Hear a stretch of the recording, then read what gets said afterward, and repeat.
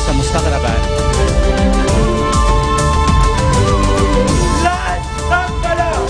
اللي عم بصير 7 اياد بشكل اخر.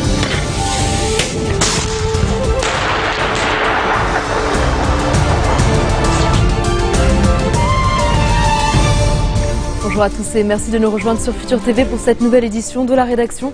Voici les titres de ce journal.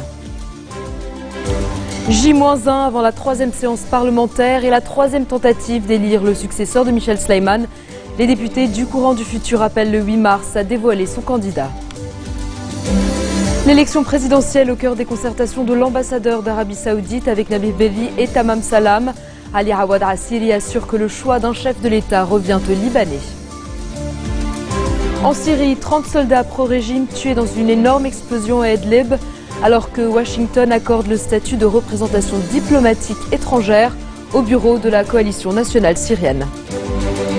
Et à suivre également dans ce journal, 2 ans jour pour jour après son élection à l'Élysée, François Hollande demande à être jugé à la fin de son quinquennat en 2017. Il est le président le plus impopulaire de la Ve République. J-1 donc avant la 3e séance parlementaire, place de l'Étoile, et une 3e tentative d'élire le successeur de Michel Sleiman, dont le mandat expire le 25 mai.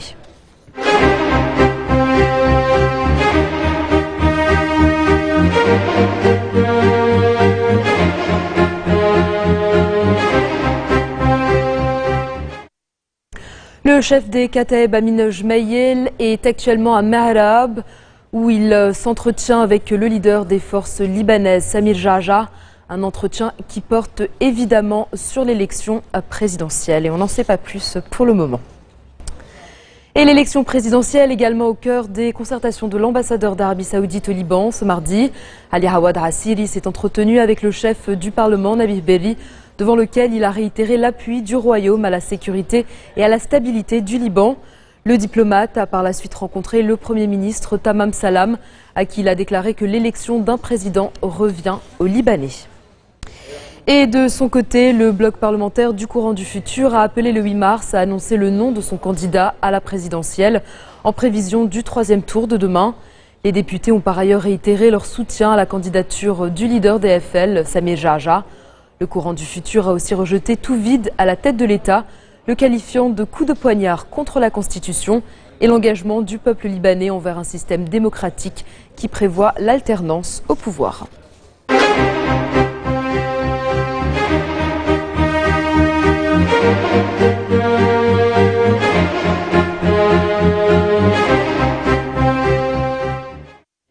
Michel Sleiman a rendu un hommage appuyé aux journalistes libanais à l'occasion de la journée des martyrs de la presse. Le président a déclaré dans un communiqué qu'il est du devoir des responsables de protéger la liberté d'expression et les journalistes. Le chef de l'État a rendu hommage aux journalistes qui se sont dépensés sans peur ni hésitation et qui sont tombés dans l'exercice de leur métier. En visitant en Allemagne, Gebran Bassil a mis en garde contre toute aide directe aux réfugiés syriens. Le ministre des Affaires étrangères estime que cela encouragerait leur séjour à long terme au Liban. Lors d'un point de presse conjoint avec son homologue allemand, Frank-Walter Steinmeier, le chef de la diplomatie libanaise a souligné que le pays du Cèdre souffre de la pression énorme des réfugiés syriens sur son sol. Selon lui, toute aide directe mènera à la prolongation de leur séjour au Liban et ceci constitue un facteur dangereux de déstabilisation. Gebran Bassil a enfin indiqué que l'exode de Syriens constitue un élément explosif pour le Liban qui a atteint sa limite de capacité d'accueil, exhortant à une aide directe de la communauté internationale.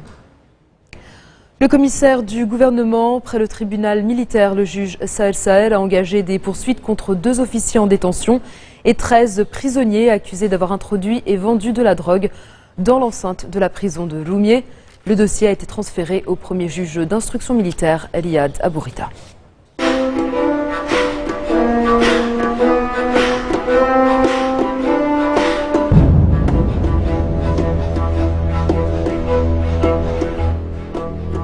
En Syrie, une trentaine de combattants fidèles au régime de Damas ont été tués dans l'explosion d'une bombe placée par des rebelles dans un tunnel sous un poste de contrôle.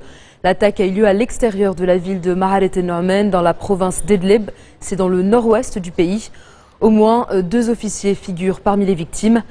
Il aura fallu 50 jours et 60 combattants pour creuser ce tunnel long de 290 mètres jusque sous le poste de contrôle. L'explosion a été revendiquée par des rebelles du Front islamique et des boucliers du Conseil de la Révolution. Sur un plan diplomatique, les États-Unis vont accorder le statut de représentation diplomatique étrangère au bureau de la coalition nationale syrienne à Washington.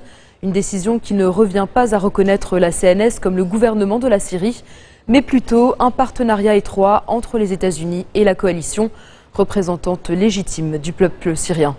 Washington prévoit par ailleurs de fournir à l'opposition syrienne une aide supplémentaire de 27 millions de dollars en matériel non létal dans le but de renverser Bachar el-Assad. Ces annonces du département d'État ont été faites au début de la visite à Washington d'une délégation de l'opposition syrienne conduite par Ahmed Jarba, président de la CNS, qui doit être reçu par John Kerry. Dans un instant, direction la Centrafrique où une quarantaine de rebelles armés ont attaqué des troupes françaises de l'opération Sangaris. A tout de suite.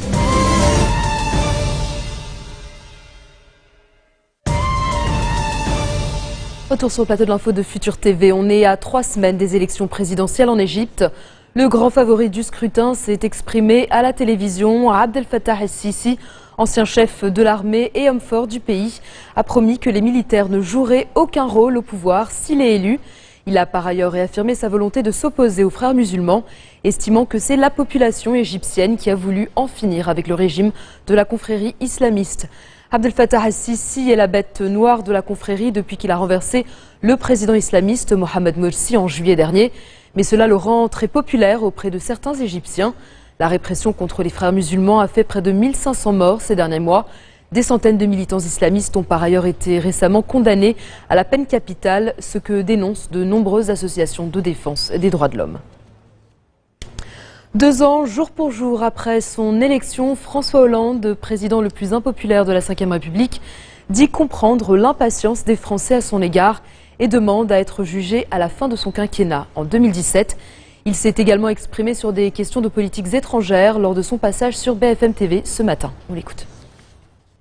Parce que ce que j'ai fait, je ne l'ai pas fait pour moi, je ne l'ai pas fait pour une exhibition personnelle, je ne l'ai pas fait pour une recherche de popularité. Ce que j'ai fait depuis 2 ans, c'est pour la France. Et je préfère, à la fin de mon mandat, me poser cette question. Est-ce que j'ai tout fait pour que la France se remette en marche, ou est-ce que j'ai tout fait pour regarder les Français de biais, de peur de rencontrer leur jugement le moment. Amateurisme quand il s'est agi de sortir de la crise de la zone euro, amateurisme quand il s'est agi d'intervenir au Mali quand personne ne le faisait et que le terrorisme était en train de gagner la partie. Amateurisme quand il s'est agi d'aller en Centrafrique pour éviter un génocide. Amateurisme quand il s'est agi sur la crise syrienne où j'étais le seul chef d'État occidental a dit attention. Ce qu'on est en train de laisser faire, c'est un massacre. Le seul objectif que nous devons nous donner, c'est que l'élection présidentielle en Ukraine puisse se tenir le 25 mai. Et si elle ne se tient pas? Si elle ne se tenait pas, ce serait le chaos et le risque de guerre civile. Il y a des moments où l'histoire se joue. Oui. L'élection présidentielle, elle a un objectif, permettre que le président qui sortira vainqueur de ce scrutin puisse être légitime aux yeux de tous. Les Russes, Vladimir Poutine, aujourd'hui, voudraient que cette élection puisse ne pas avoir lieu pour continuer à faire pression. À nous de le convaincre. Et toujours en ce qui concerne l'Ukraine, Sergei Lavrov affirme que de nouvelles négociations internationales sur la crise sont inutiles puisque le premier accord de Genève signé le 17 avril n'est pas respecté. Des propos tenus par le ministre russe des Affaires étrangères à l'issue du comité ministériel du Conseil de l'Europe à Vienne, en Autriche. Sergei Lavrov a par ailleurs estimé que les autorités de Kiev doivent dialoguer avec les représentants des séparatistes. Enfin, concernant la présidentielle anticipée du 25 mai prochain, le chef de la diplomatie russe estime d'une part qu'il serait singulier de tenir cette élection alors même que l'armée est déployée contre des civils et d'autre part qu'un tel scrutin ne devrait être organisé qu'après avoir réalisé la réforme constitutionnelle promise en février dernier. Direction la République centrafricaine à présent où des soldats français de la force Sangaris ont été attaqués par un groupe d'une quarantaine d'hommes lourdement armés. Les affrontements se sont produits à environ 450 km au nord-ouest de Bangui, la capitale, et ont duré 3 heures. Sangaris a fait appel à 2 avions de chasse français venus de N'Djamena au Tchad et a eu recours à des mortiers et des missiles anti-chars. Aucun soldat français n'a été blessé au cours de cet accrochage. Plusieurs rebelles ont par contre été tués.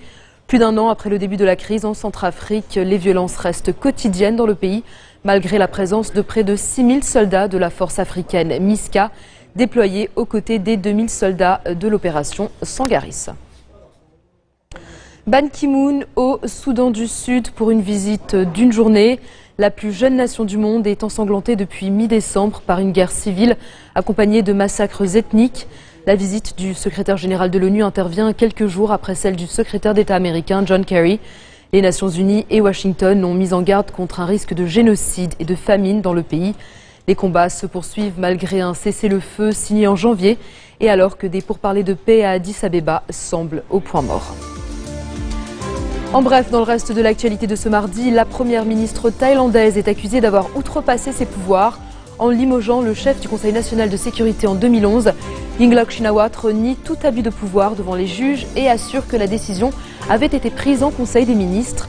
Si elle est reconnue coupable, la chef du gouvernement sera obligée de démissionner. Le verdict des juges est attendu demain. La Thaïlande est confrontée depuis 6 mois à une grave crise politique interne. Un corps de plus est revenu de l'épave du ferry Sewol qui a coulé le 16 avril au large des côtes sud-coréennes. Mais cette fois, il ne s'agit pas d'un passager, c'est le corps de l'un des plongeurs qui participait à la recherche des victimes dans l'épave. L'homme évoluait à 25 mètres de fond quand il a eu des problèmes respiratoires. Les proches des quelques 299 morts et disparus exigent que tous les corps soient récupérés avant de renflouer le ferry qui gît par 40 mètres de fond. Et puis, nouvelle attaque à l'arme blanche dans une gare du sud de la Chine.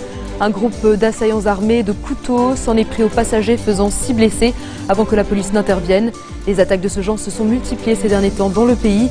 Les autorités les attribuent à des mouvements séparatistes islamistes du Xinjiang, peuplés par les Ouïghours, des musulmans turcophones qui dénoncent une politique répressive de la part de Pékin.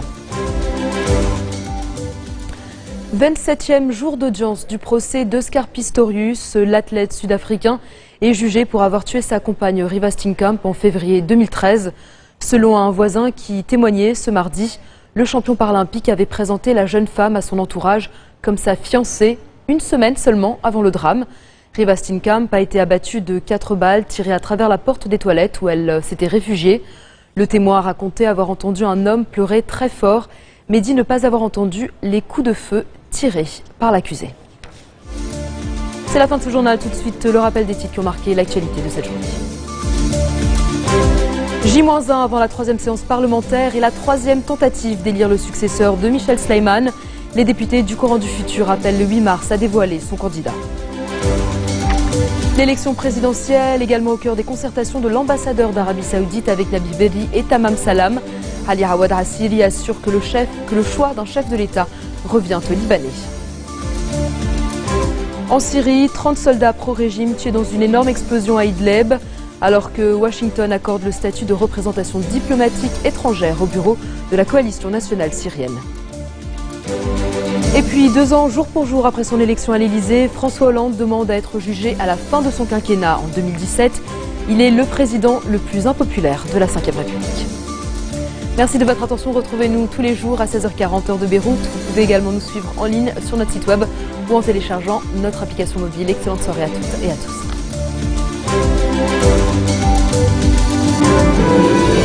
الغياب ليس مستغربا. لا استقبل.